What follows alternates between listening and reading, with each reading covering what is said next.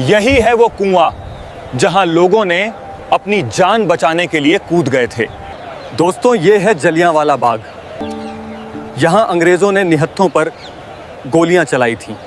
तो वीडियो को पूरा देखें और चैनल को सब्सक्राइब कर लीजिए। इतिहास के पन्नों में कुछ तारीखें स्याही से नहीं बल्कि बेगुनाहों के लहू से लिखी जाती हैं। 13 अप्रैल 1919 यह महज एक तारीख नहीं बल्कि ब्रिटिश साम्राज्य के माथे पर लगा वह कलंक है जिसे सदियों की बारिश भी नहीं धो सकती। पंजाब के हृदय अमृतसर में स्थित जलियांवाला बाग की मिट्टी आज भी लाल है। अगर उस मिट्टी को मुट्ठी में भींच कर सुना जाए तो आज भी उसमें से चीखों, सिसकियों और आजादी के नारों की गूंज सुनाई देती है। लेकिन यह मौत का तांडव अचानक नहीं हुआ था। इसके पीछे कई सालों का धोखा, क्रूरता और एक ऐसे काले कानून की साजिश थी जिसने पूरे हिंदुस्तान की आत्मा को छलनी कर दिया था। कहानी की शुरुआत होती है प्रथम विश्व युद्ध 1914 से 1918 के दौर से, जब ब्रिटेन यूरोप के मैदानों में अपनी बादशाहत बचाने के लिए लड़ रहा था। तब हिंदुस्तान के लाखों वीर सपूत अंग्रेजी फौज की वर्दी पहनकर अपना खून बहा रहे थे।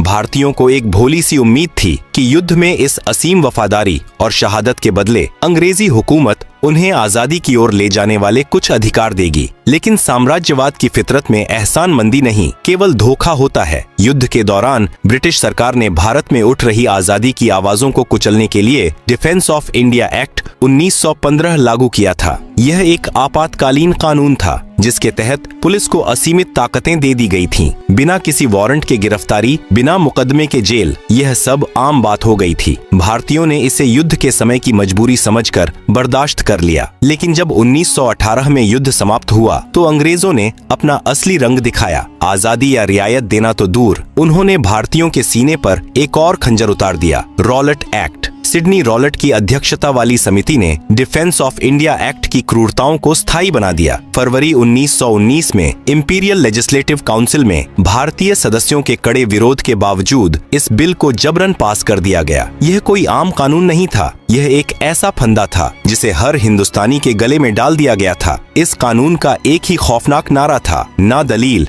न वकील, न अपील। रॉलेट एक्ट के तहत किसी भी भारतीय को महज शक के आधार पर आतंकी घोषित कर 2 साल तक बिना ट्रायल के जेल की कोठरी में सड़ाया जा सकता था। प्रेस की आजादी का गला घोंट दिया गया। किसी भी सार्वजनिक सभा पर पाबंदी लगा दी गई। पुलिस को बिना वारंट किसी के भी घर में घुसकर तलाशी लेने का अंधा अधिकार मिल गया। अंग्रेजों का मकसद साफ था, हिंदुस्तानियों के दिलों में एक ऐसा खौफ पैदा करना कि कोई भी आजादी का ख्वाब देखने की जरूरत न कर सके। लेकिन अंग्रेज भूल गए थे कि जब जुल्म अपनी हदें पार करता है तो बगावत को जन्म देता है। पूरे हिंदुस्तान में गुस्से का ज्वालामुखी फट पड़ा। इसी सुलगती आग के बीच महात्मा गांधी ने एक राष्ट्रव्यापी सत्याग्रह का शंखनाद कर दिया। 6 अप्रैल 1919 के दिन पूरे भारत में एक अभूतपूर्व हड़ताल बुलाई गई। क्या कश्मीर, क्या कन्याकुमारी, देश की सड़कें सूनी हो गईं, दुकानें बंद कर दी गईं, लेकिन लोगों के दिलों की धड़कनें आजादी के नारों के साथ तेज हो गईं। इस आंदोलन को डॉक्टर राजेंद्र प्रसाद, सरदार वल्लभ भाई पटेल और जवाहरलाल नेहरू जैसे दिग्गज नेताओं का साथ मिला। इस बगावत का सबसे बड़ा केंद्र बनकर उभरा पंजाब। पंजाबियों का खून उबल रहा था।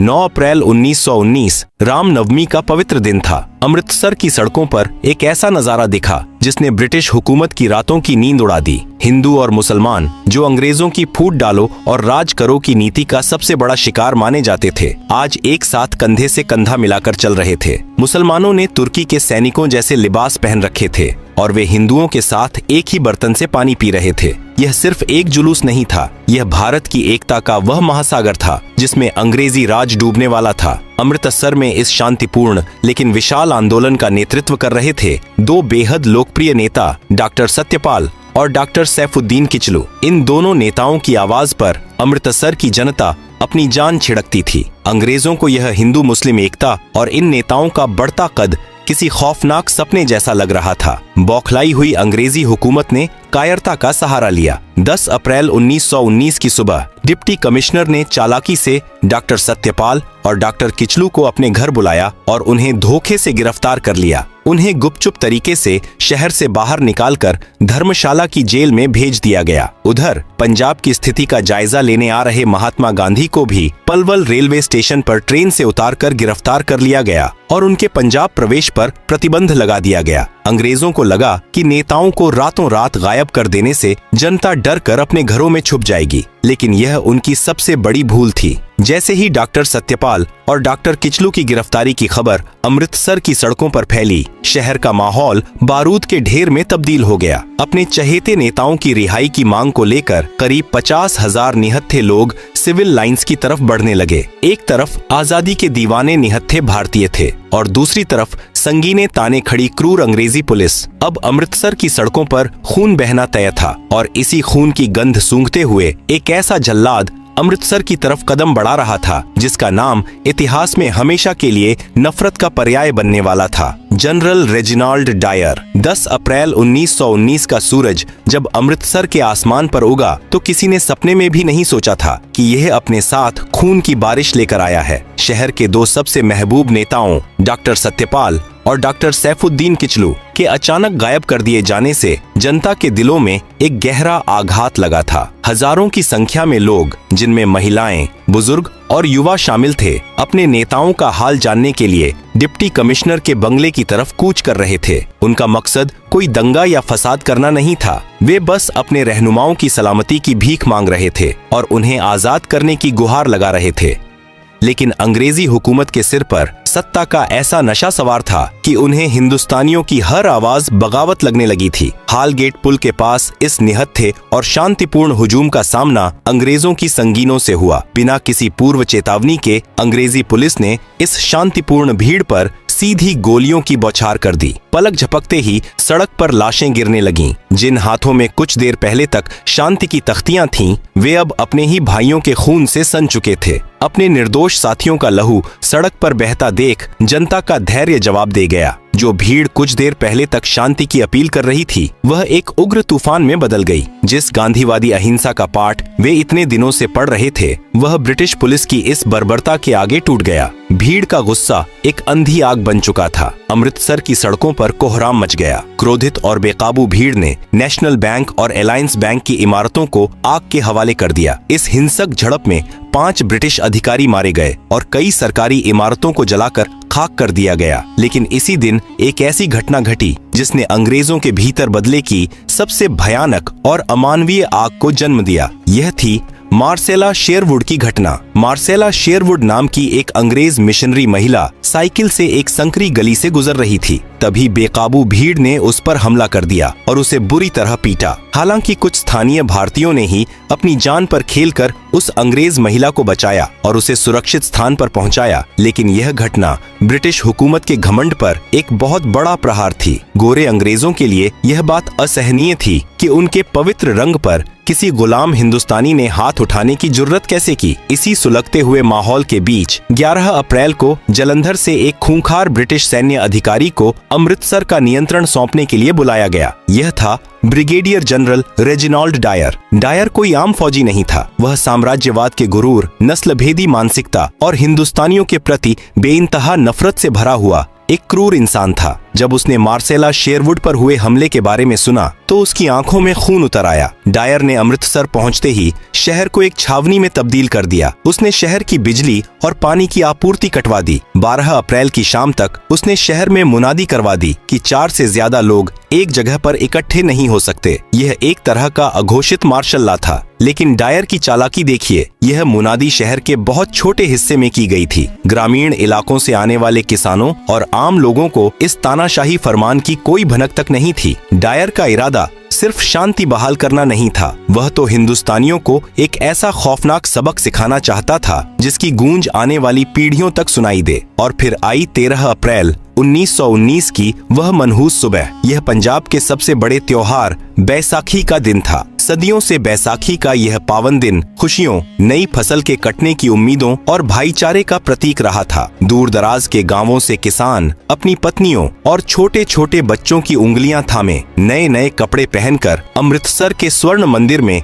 मत्था टेकने आ रहे थे। पूरे शहर में एक तरफ त्योहार की रौनक और उल्लास था तो दूसरी तरफ अंग्रेजी बंदूकों का खामोश और खूंखार पहरा। स्वर्ण मंदिर के ठीक बगल में एक 6.5 एकड़ का मैदान था, जलियांवाला बाग। यह कोई खूबसूरत बगीचा नहीं था, बल्कि चारों तरफ से ऊंचे ऊंचे मकानों और पक्की दीवारों से घिरा हुआ एक मैदान था। इसके अंदर जाने और बाहर निकलने के लिए बस एक ही बहुत संकरा सा रास्ता था। जो गांव वाले मीलों का सफर तय करके अमृतसर आए थे, वे स्वर्ण मंदिर में दर्शन करने के बाद सुस्ताने के लिए इस जलियांवाला बाग में आकर बैठने लगे। कोई पेड़ की छांव में अपने बच्चों को रोटियां खिला रहा था, कोई कुएं के पास बैठकर अपनी थकान मिटा रहा था, तो कोई मेले के खिलौने खरीद रहा था। उसी दिन शाम के वक्त रॉलेट एक्ट के काले कानून और अपने नेताओं की गिरफ्तारी के विरोध में शहर के कुछ स्थानीय नेताओं ने उसी जलियांवाला बाग में एक शांतिपूर्ण सभा का आयोजन किया था। धीरे धीरे वहां लोगों की भीड़ बढ़ने लगी। क्या हिंदू, क्या मुस्लिम, क्या सिख, सभी धर्मों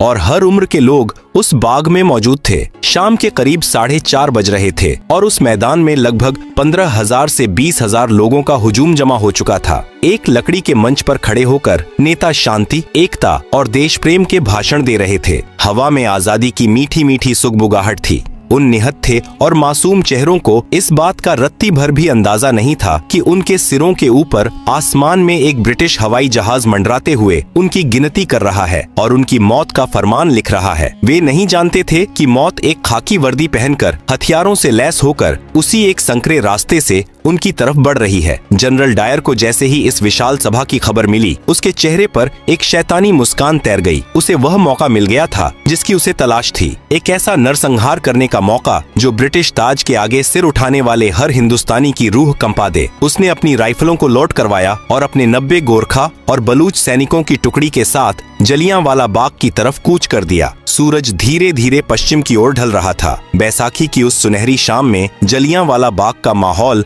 एक मेले जैसा था। लकड़ी के एक छोटे से मंच पर खड़े होकर एक स्थानीय नेता लोगों को आजादी, सत्य और अहिंसा का महत्व समझा रहा था। हजारों की उस भीड़ में कोई अपने बच्चे को कंधे पर बिठाकर भाषण सुन रहा था, कोई जमीन पर बैठा था, तो कुछ दूर दराज से आए थके हारे किसान पेड़ों की छांव में सुस्ता रहे थे। उस निर्दोष और निहत्थी भीड़ को इस बात का रत्ती भर भी इल्म नहीं था कि बाग के उस एकमात्र संकरे प्रवेश द्वार से मौत ने अपने कदम अंदर रख दिए हैं। शाम के करीब 5:15 बज रहे थे। जनरल रेजिनाल्ड डायर अपनी 90 सैनिकों की एक टुकड़ी, जिसमें गोरखा और बलूच रेजिमेंट के जवान शामिल थे, के साथ वहां पहुंच चुका था। बाग की तरफ जाने वाली गली इतनी तंग थी कि उसकी मशीन गन से लैस 2 बख्तरबंद गाड़ियां अंदर प्रवेश नहीं कर सकीं। डायर ने उन्हें बाहर ही छोड़ दिया और अपने सैनिकों को लेकर अंदर दाखिल हो गया। बाग में प्रवेश करते ही उसने सबसे पहला और सबसे खौफनाक काम यह किया कि उस एकमात्र निकास द्वार को अपने सैनिकों से पूरी तरह ब्लैक करवा दिया। अब वह 6.5 एकड़ का मैदान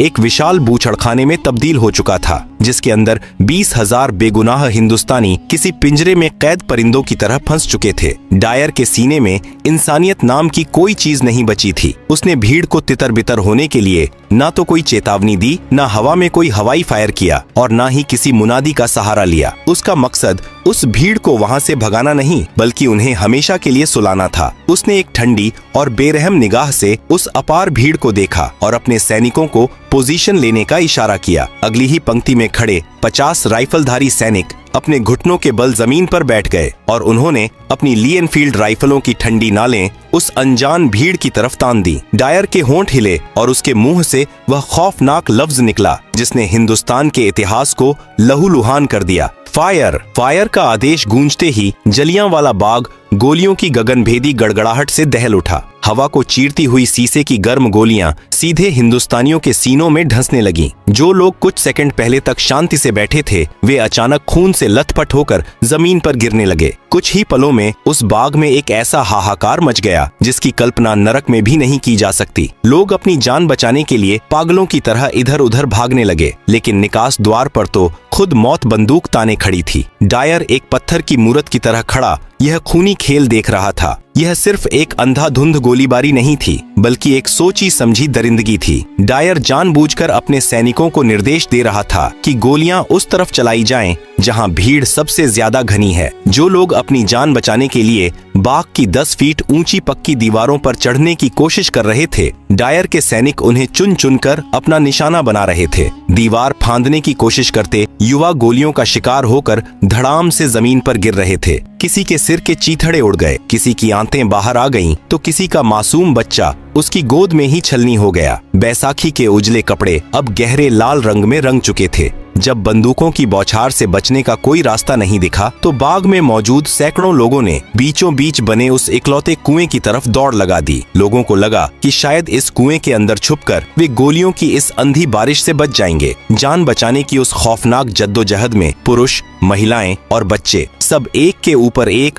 उस गहरे कुएं में छलांग लगाने लगे, लेकिन वह कुआं भी मौत का कुआं बन गया। देखते ही देखते वह कुआं इंसानी लाशों और तड़पते जिंदों से ऊपर तक भर गया। दम घुटने और कुचले जाने से वहां एक अलग ही दर्दनाक मौत ने अपना तांडव किया। बाद में जब उस कुएं से लाशें निकाली गईं, तो उसमें से 120 बेजान शरीर बाहर आए थे। पूरे 10 मिनट इतिहास के पन्नों में दर्ज ये वो 10 मिनट थे जब समय भी अपनी आंखें बंद करके खून के आंसू रो रहा था। उन 10 मिनटों में डायर के सैनिकों ने बिना रुके 1650 राउंड गोलियां दागीं। यह अंधी फायरिंग तब जाकर रुकी जब सैनिकों की गोलियां लगभग खत्म होने को आ गईं। फायरिंग थमने के बाद का नजारा और भी ज्यादा भयानक था। बाग की जमीन पूरी तरह से खून के दलदल में बदल चुकी थी। हवा में बारूद की गंध और खून की महक घुल गई थी। आधिकारिक आंकड़ों ने भले ही झूठ बोला हो, लेकिन उस दिन 1000 से ज्यादा लोग अपनी जान गंवा चुके थे और 2000 से ज्यादा लोग बुरी तरह घायल होकर उस मैदान में तड़प रहे थे। जनरल डायर उसी बर्फीली खामोशी और गुरूर के साथ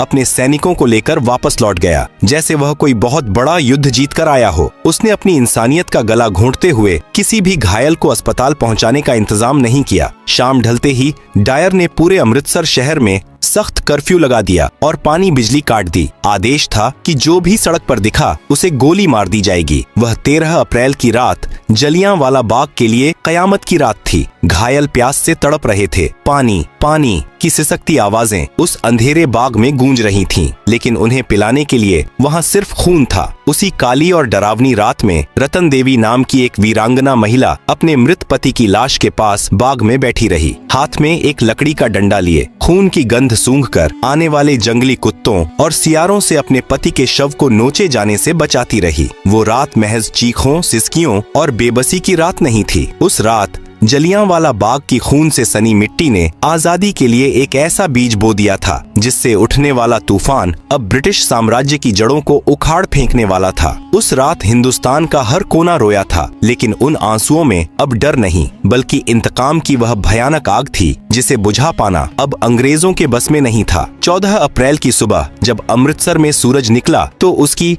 किरणें भी बाग में बिखरी लाशों को देखकर सहम गई होंगी, लेकिन अंग्रेजों ने अपनी बर्बरता यही नहीं रोकी। इस नरसंहार के तुरंत बाद पूरे पंजाब में मार्शल लॉ लागू कर दिया गया। हिंदुस्तानियों को सड़कों पर पेट के बल रेंगने के लिए मजबूर किया गया। सरेआम कोड़े मारे गए और अमानवीय यातनाएं दी गईं। पंजाब को एक खौफनाक खुली जेल में तब्दील कर दिया गया था। जब इस भीषण नरसंहार की खबर देश और दुनिया में फैली तो ब्रिटिश सरकार ने दुनिया की आंखों में धूल झोंकने के लिए डिसऑर्डर्स इंक्वायरी कमेटी यानी हंटर कमीशन का गठन किया। यह न्याय का नहीं बल्कि बेशर्मी का एक ऐसा नाटक था जिसने जले पर नमक छिड़कने का काम किया। कमीशन के सामने जब जनरल डायर पेश हुआ तो उसके चेहरे पर रत्ती भर भी पछतावा नहीं था। उसने बड़ी बेबाकी और गुरूर से कहा कि वह चाहता तो भीड़ को बिना गोली चलाए भी हटा सकता था, लेकिन वह हिंदुस्तानियों को एक सबक सिखाना चाहता था। इतने बड़े अमानवीय जुर्म के बावजूद अंग्रेजों ने डायर को कोई कड़ी सजा नहीं दी, बस उसे उसके सैन्य पद से हटाकर वापस इंग्लैंड भेज दिया गया। इंग्लैंड पहुंचने पर इस हत्यारे का स्वागत किसी अपराधी की तरह नहीं बल्कि एक हीरो की तरह किया गया। ब्रिटिश हाउस ऑफ लॉर्ड्स ने उसे पंजाब का रक्षक बताकर उसकी तारीफों के पुल बांधे। ब्रिटिश अखबारों और उसके समर्थकों ने चंदा इकट्ठा करके उसे 26,000 पाउंड की भारी भरकम रकम और स्वॉर्ड ऑफ ऑनर भेंट की। अंग्रेजों की इस नीचता ने हर हिंदुस्तानी के सीने में सुलग रही आग को भड़काकर ज्वालामुखी बना दिया। इस घोर अन्याय से आहत होकर नोबेल पुरस्कार विजेता गुरुदेव रवींद्रनाथ टैगोर ने ब्रिटिश सरकार द्वारा दी गई अपनी नाइटहुड की उपाधि ठुकरा दी। उन्होंने वायसराय को लिखे एक कड़े पत्र में कहा कि अब समय आ गया है जब सम्मान के ये तमगे हमारे अपमान के संदर्भ में हमारी शर्म को और बढ़ा देते हैं। उधर महात्मा गांधी ने भी अंग्रेजों से मिले कैसर ए हिंद पदक को वापस लौटा दिया। अब आजादी की लड़ाई केवल अधिकारों की मांग नहीं रह गई थी, यह अब आर पार की जंग बन चुकी थी। जलियांवाला बाग की इस खून से सनी मिट्टी ने भारत को ऐसे दो वीर सपूत दिए जिनकी गूंज से ब्रिटिश साम्राज्य की जड़ें हमेशा के लिए हिलने वाली थीं। जब इस नरसंहार की खबर लाहौर के पास स्थित एक स्कूल में पहुंची तो वहां पढ़ने वाला एक 12 साल का लड़का स्कूल छोड़कर सीधा अमृतसर की तरफ भाग खड़ा हुआ। वह बच्चा कोई और नहीं बल्कि भविष्य के शहीद-ए-आज़म भगत सिंह थे। उस छोटे से बच्चे ने जलियांवाला बाग पहुंचकर वहां की लाल मिट्टी को अपने मासूम हाथों में उठाया, उसे एक कांच की शीशी में भरा और कसम खाई कि वह अपने देश को इन जालिमों के चंगुल से आजाद कराकर ही दम लेगा। वह शीशी भगत सिंह के लिए किसी भगवान की मूरत से कम नहीं थी, जिसने उन्हें आगे चलकर हंसते हंसते फांसी का फंदा चूमने की प्रेरणा दी। लेकिन इस कहानी का सबसे खौफनाक और संतोषजनक अध्याय अभी बाकी था। जनरल डायर ने तो गोलियां चलवाई थीं, लेकिन इस पूरे नरसंहार का असली मास्टरमाइंड और पंजाब का तत्कालीन लेफ्टिनेंट गवर्नर माइकल ओडायर था। उसी ने डायर के हर क्रूर कदम को सही ठहराया था। ओडायर रिटायर होकर इंग्लैंड में एक आरामदायक जिंदगी जी रहा था। जनरल डायर तो 1927 में ही लकवा मारने और ब्रेन हेमरेज से तड़प तड़प कर मर चुका था, लेकिन ओडायर का हिसाब अभी बाकी था। जलियांवाला बाग के उस खूनी मंजर का एक चश्मदीद गवाह था, जिसके सीने में बदले की आग 21 सालों तक धधकती रही। सरदार ऊधम सिंह। ऊधम सिंह ने अपने देश के बेगुनाहों का खून अपनी आंखों से बहते देखा था। उन्होंने ठान लिया था कि वे इस नरसंहार के मुख्य दोषी को उसी के घर में घुसकर मारेंगे। 2 दशकों तक अपना नाम और भेष बदलते हुए, कई देशों की खाक छानते हुए वह आजादी का दीवाना आखिरकार लंदन पहुंच ही गया। 13 मार्च 1940 का दिन, लंदन का कैक्सटन हॉल।